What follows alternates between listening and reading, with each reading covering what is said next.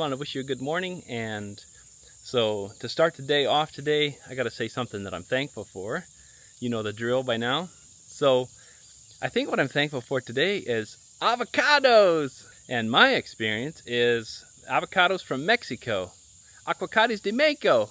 Seems like any avocados that are from Mexico are the best, the ripest. They don't rot. The ones from Peru and different places, for some reason, we always have the experience. They never ripen properly. They just get hard and then they rot.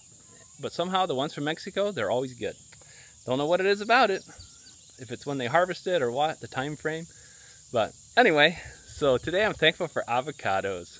So we've been digging in here a little bit this morning again last night. Filled up the buckets mostly one last time, and then got this kind of leveled out and sloped down kind of gradually. You remember how it was all bumped up there? So that should be quite nice, I think. Nice and gradual for the vapor barriers to just go down there. I don't really want it level because that's the only way to access this from the deep part right there. And might end up needing to knock this block out right here to be able to access this a little better. I think probably one of the next things on this while we're waiting for trusses and things is probably to get these boards torn out of this part. Alright, I don't know if you guys have ever heard of Lexel or Big Stretch. Some of these, they're made by Sashco, and they actually sent me out a sample pack. And you can request your own sample pack right there if you want to scan the QR code, I think. I've used a lot of this Lexel for setting doors.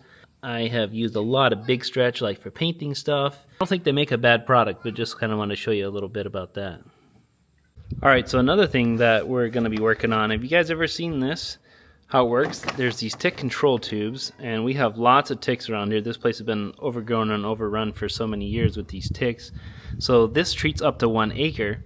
I forget how many's in here. It says somewhere, but how it works, it kind of tells you here. The ticks feed on the mice, and then these tubes contain permethrin, however you say that, and then the mice collect the cotton to build their nests, and then the ticks feeding on the mice die. And supposedly they're really effective. Oh yeah, there's 24 in here.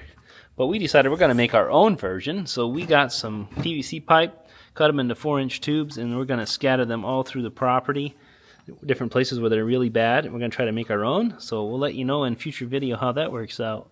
Okay, well, we had a busy day, had to do some running around today, get some errands done in town. So we didn't get a whole lot done on the house today. We did start a little bit on this, tearing out some boards here, just to kind of see a little better what's down in here.